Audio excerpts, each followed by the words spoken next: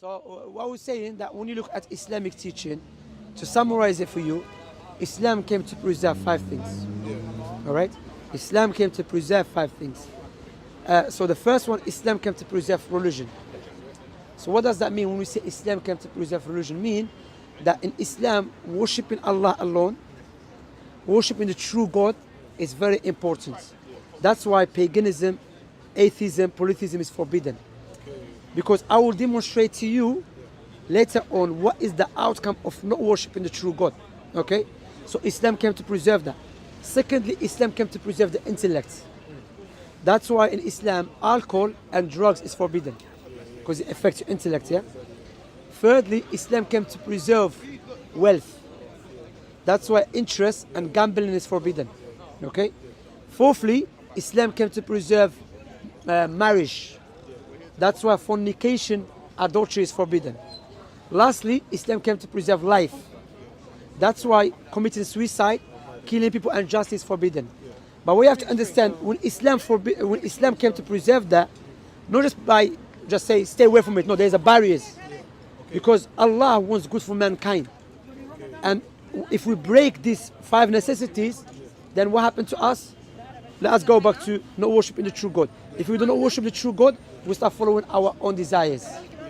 The outcome of that, bro, we can observe that. You know on the camera, they will blur it. We can observe that, yeah? Now, man wakes up if he's a woman. Woman wakes up if he's a man. It doesn't stop here, bro. Now people are waking up. He says, I believe I'm a dog, but I'm trapped in a human body. Yeah, I see that. Brother, this is not normal. You understand? This is not normal. And the problem, they're trying to force that on us. Yeah, exactly. You know, there's a guy, he raped two women. He raped two women, yeah? Why did he smart? Why did? So he was going for a trial. So he knew they're going to find him guilty. He went and he dressed like a woman. And you see that on newspaper, yeah? He identified himself as a woman. So what they have to put him where? You know, for him now, he's in paradise. That's paradise for him. That's what he wants. You see? And that's what Allah mentioned in the Quran. Allah mentioned in the Quran, the meaning of the verse, if the truth follow people's desires, the heavens and the earth be corrupted. That's why the Islamic legislation go against people's desires. Because what people desires, I want to do crazy stuff, you understand? But it will harm us, you understand? So likewise, if we don't worship the true God, alcohol, drugs. What is interest? Interest make the rich richer, poor poorer. You understand? And interest is a type of slavery. For example, I know you need money, yeah? And when they study how people can pay and so on. So I know you need £7,000.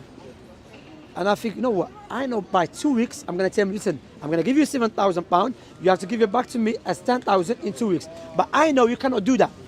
So by 2 weeks, I said, listen, no problem. I can wait for you, my brother. What you do, give me more.